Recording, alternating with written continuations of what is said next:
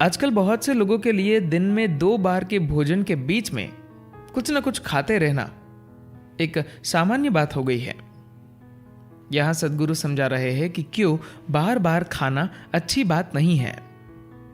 पहला, शरीर और मन खाली पेट सबसे अच्छा काम करते हैं। सद्गुरु कहते हैं, हो सकता है आप सोचते हो कि पूरे दिन कुछ न कुछ खाते रहने से आपको और सक्रिय रहने में मदद मिलेगी, लेकिन अगर आप ये देखें कि पेट में खाना भरा होने पर आपका शरीर कैसा महसूस करता है और पेट खाली होने पर कैसा महसूस करता है, तो आप पाएंगे कि पेट खाली रहने पर आपका शरीर और दिमाग दोनों बेहतर काम करते हैं। अगर आपके पाचन तंत्र में खाना पचाने की क्रिया लगातार जारी रहे तो शरीर की कुछ ऊर्जा लगातार उसी में लगी रहती है, जिससे शरीर और दिमाग सबसे अच्छी तरह से काम नहीं करते। पेट खाली होने का यह मतलब नहीं कि आपको भूख लगने लगेगी। आपको भूख तब लगती है जब ऊर्जा का स्तर बहुत नीचे हो जाता है, वरना पेट खाली ही होना चाहिए।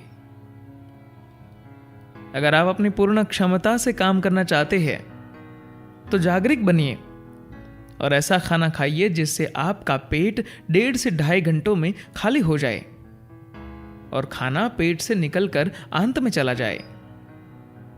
उसके बाद शरीर को उतनी ऊर्जा की जरूरत नहीं होती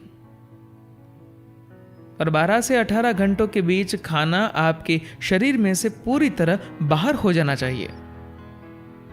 इस बात पर योग बहुत जोर देता है। पेट खाली होने का मतलब यह नहीं है कि आपको भूख लगने लगेगी। आपको भूख तब लगती है जब ऊर्जा का स्तर बहुत नीचे हो जाता है, वरना पेट खाली ही होना चाहिए। अगर आप इतनी जागरूकता रखते हैं तो आप पर्याप्त ऊर्जा, चुस्ती और सजगता का अनुभव करेंगे। आप चाहे किसी भी क्षेत्र में हो, कोई भी काम करते हो, यह आपके सफल जीवन के लिए आवश्यक तत्व है। दूसरा, शारीरिक और मानसिक स्वास्थ्य के लिए तंत्र की सफाई। जब पेट में पाचन प्रक्रिया चल रही होती है तब कोशिकाओं के स्तर पर शुद्धिकरण की प्रक्रिया लगभग रुक जाती है। अगर आप दिन भर खाते ही रहते हैं तो कोशिकाओं में अशुद्धियां लंबे समय तक बनी रहती है, जो फिर एक अवधि के बाद शरीर में कई प्रकार की समस्याएं उत्पन्न करती है। आंतों से मल बाहर निकलने की प्रक्रिया भी तब सही ढंग से नहीं होती, क्योंकि बड़ी आंत में एक ही समय पर आने की बजाय अलग अलग समय पर कचरा आता ही रहता है। यौगिक व्यवस्था में हम ऐसा कहते हैं कि एक भोजन के बाद दूसरा भोजन करने में कम से कम 6 से 8 घंटों का अंतर होना चाहिए। अगर यह संभव न हो तो कम से कम 5 घंटों का अंतर तो होना ही चाहिए। अगर बड़ी आंत साफ नहीं रहती तो आप समस्याओं को न्योता दे रहे हैं। योग में यह कहा जाता है कि गंदी आंत और मनोवैज्ञानिक अशांति एक दूसरे से सीधे जुड़े हुए हैं। अगर आपकी बड़ी आंत साफ नहीं है तो आप अपने मन को स्थिर नहीं रख सकते। आयुर्वेद तथा सिद्ध जैसी भारत की पारंपरिक औषधि पद्धतियों में किसी भी रोगी की बीमारी चाहे जो हो, वे पहले आपकी पाचन व्यवस्था को शुद्ध करना चाहेंगे, क्योंकि एक खराब बड़ी आंत आपकी अधिकतर समस्याओं की जड़ हो सकती है। आजकल लोग जिस तरह से खा रहे हैं, अपनी बड़ी आंत को स्वच्छ रखना उनके लिए एक बड़ी चुनौती है।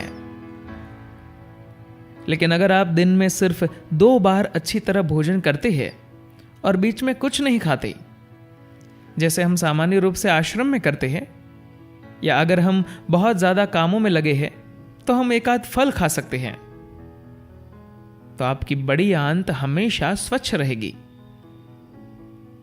योगिक सिस्टम में हम ऐसा कहते हैं कि एक भोजन के बाद दूसरा भोजन करने में कम से कम 6 से 8 घंटों का अंतर होना चाहिए।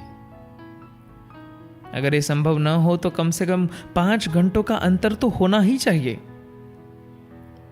इससे कम का अंतर है तो समझ लीजिए कि आप अपने लिए मुश्किलें खड़ी कर रहे हैं। तीसरा, शरीर के द्वारा भोजन को शरीर में बदलना। आप जिसे अपना शरीर और अपना मन कहते हैं, वो यादों का एक ढेर भर है। इन यादों या सूचनाओं के कारण ही शरीर ने अपना आकार लिया है। हम जो कुछ भी खाते हैं वह इन्हीं यादों या सूचनाओं के आधार पर शरीर में बदल जाता है। मान लीजिए मैं एक आम खाता हूं तो ये मुझ में आकर एक पुरुष बन जाएगा।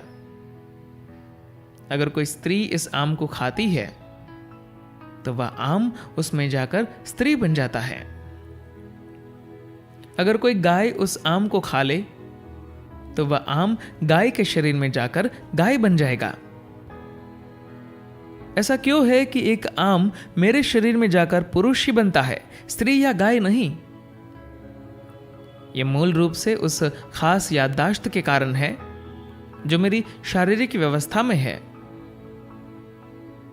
अगर आप शारीरिक रूप से बहुत ज्यादा सक्रिय है या आपका कोई चिकित्सकीय मामला है तो बात अलग है, वरना 35 साल की उम्र के बाद दिन में सिर्फ 2 बार भोजन करना निश्चित रूप से आपके लिए ज्यादा स्वास्थ्यप्रद होगा।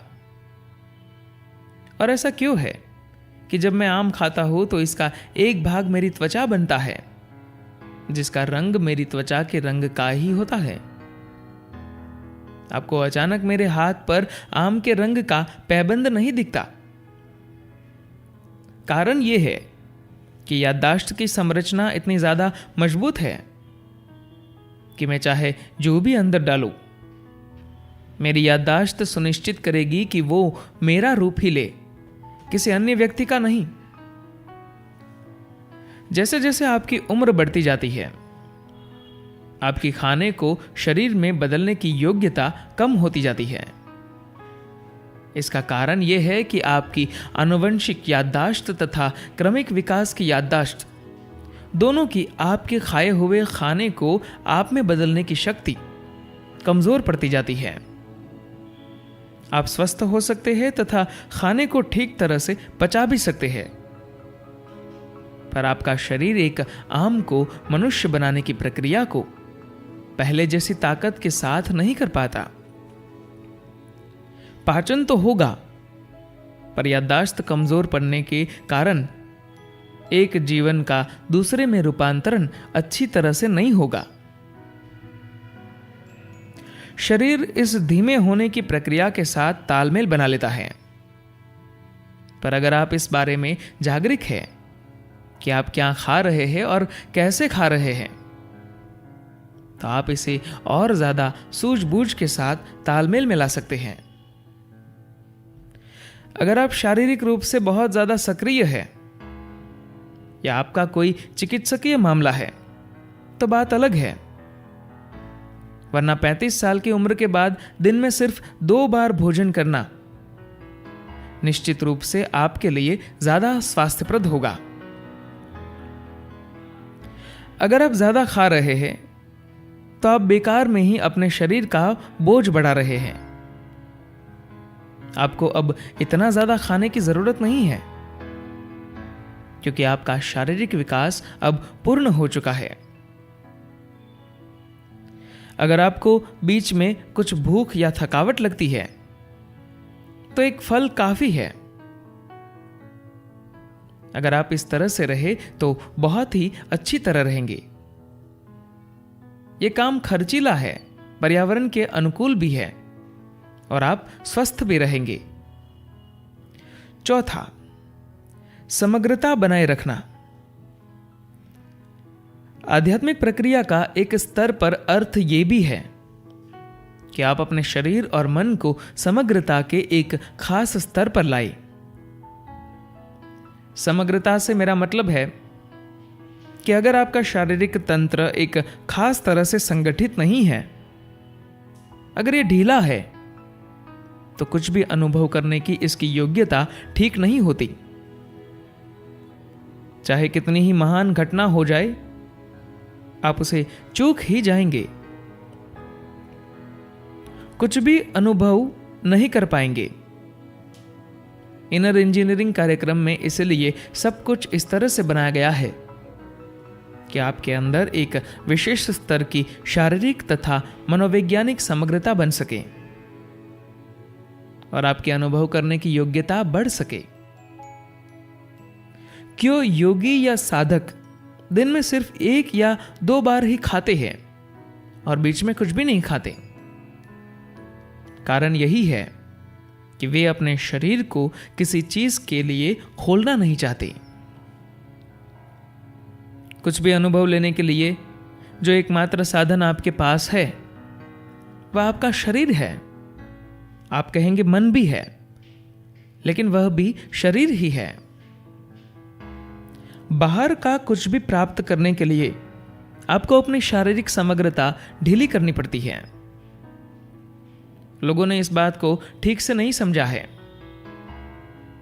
आप कितना लंबा जिएंगे ये इस बात पर भी निर्भर करता है आप दिन भर में कुछ पाने के लिए अपना शरीर कितनी बार खोलते हैं।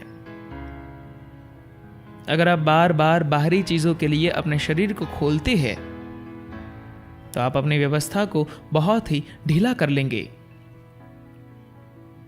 इस तरह का शरीर कुछ भी नहीं कर सकता, क्योंकि शरीर में कोई समग्रता ही नहीं है। जब समग्रता नहीं होती तो किसी के साथ जुड़ना भी नहीं होता। आप किसी तरह जिंदा तो रहेंगे, लेकिन उससे ज्यादा कुछ भी नहीं होगा। क्यों योगी या साधक दिन में सिर्फ 1 या 2 बार ही खाते हैं और बीच में कुछ भी नहीं खाते? कारण यही है कि वे अपने शरीर को किसी चीज के लिए खोलना नहीं चाहते। हवा और पानी के सिवा कोई भी बाहरी तत्व शरीर में ज्यादा जाने नहीं चाहिए, क्योंकि इससे संवेदनशीलता की दृष्टि से तंत्र की समग्रता ढीली हो जाती है। अब जो कुछ भी है उसकी सबसे बाहरी सतह संवेदना ही है। अगर आप अपने आप को बहुत संवेदनशील रखना चाहते हैं तो यह बहुत महत्वपूर्ण है कि आपके सामने आने वाली हर किसी चीज के लिए अपने शरीर को मत खोलिए। आपको जरूरत के अनुसार अच्छी तरह से खाना चाहिए, लेकिन दिन में बहुत बार नहीं खाना चाहिए। 5वां, मजबूरी से जागरूकता की ओर। साधना का एक भाग यह भी है कि जब आपको कुछ खाने की इच्छा हो तो उस समय आप न खाएं, जिससे भोजन के लिए आपकी बाध्यता या मजबूर करने वाली आदत दूर हो सके। न सिर्फ भोजन के लिए, किसी भी चीज के लिए खाना एक बहुत बुनियादी बात है। इसके ही आधार पर हमारे जीवन के बहुत सारे भाग हमारी बाध्यता या मजबूरी बन जाते हैं। आप जिस भी बात को अपनी मजबूरी समझते हैं उसके साथ यही करने की कोशिश कीजिए। आप जिस बारे में भी कुछ तुरंत करने को मजबूर होते हैं, बस 2 मिनट इंतजार कीजिए। आप में से बहुत से लोगों ने आश्रम में इस छोटी सी यातना को झेला होगा। भोजन का समय है, आप वाकई बहुत भूखे हैं और भोजन कक्ष में आते हैं। आपके सामने भोजन है और आप उसे जल्दी से हड़पना चाहते हैं, लेकिन लोग आंखें बंद कर रहे हैं और आह्वान के लिए हाथ जोड़ रहे हैं। इसके पीछे विचार यही है कि जब आप बहुत भूखे हो तब 2 मिनट और रुकिए। आप जिस भी बात को अपनी मजबूरी समझते हैं उसके साथ यही करने की कोशिश कीजिए। आप जिस बारे में भी कुछ तुरंत करने को मजबूर होते हैं, बस 2 मिनट इंतजार कीजिए। यह आपको मारेगा नहीं, बल्कि ज्यादा मजबूत बनाएगा। अपने शरीर में से उस मजबूरी को निकाल देना बहुत महत्वपूर्ण है। आपका शरीर और मन एक संयोजित रचना है। सभी तरह के पुराने संस्कारों ने आपके लिए कुछ आदतें बना दी है और वे आपको मजबूर कर देती है। अगर आप उन्हीं के अनुसार चलते रहते हैं तो इसका अर्थ यह है कि आप विकास करना नहीं चाहते। आपने निर्णय कर लिया है कि आपको उसी ढांचे में रहने में कोई परेशानी नहीं है। आप उस ढांचे को तोड़ना नहीं चाहते और नई संभावनाओं को खोजना नहीं चाहते। भोजन बहुत ही मूल एवं सरल बात है, लेकिन आप इसे कैसे संभालते हैं इससे बहुत फर्क पड़ता है। ये एक यात्रा है जिसमें आप ज्यादा जागरूक होकर काम करने के तरीकों की ओर जाते हैं। इस यात्रा पर आगे बढ़ने का तरीका है उस जानकारी से खुद को धीरे धीरे अलग करना जो पहले से ही आपके अंदर है, जो आप पर आपके भीतर से हुक्म चलाती है। बंधन बहुत अलग अलग स्तरों पर होते हैं, लेकिन सभी बंधनों का मूल आपके शरीर में है। इसीलिए आपको अपने शरीर पर काम करना पड़ता है। गौतम बुद्ध ने इस हद तक कहा था, जब आप बहुत भूखे हो और आपको भोजन की बहुत जरूरत हो, तब यदि आप अपना भोजन किसी और को दे देते हैं तो आप ज्यादा मजबूत बन जाएंगे। मैं उस हद तक नहीं जा रहा, पर मैं कह रहा हूं बस 2 मिनट रुकिए, यह आपको जरूर ज्यादा मजबूत बना देगा। धन्यवाद।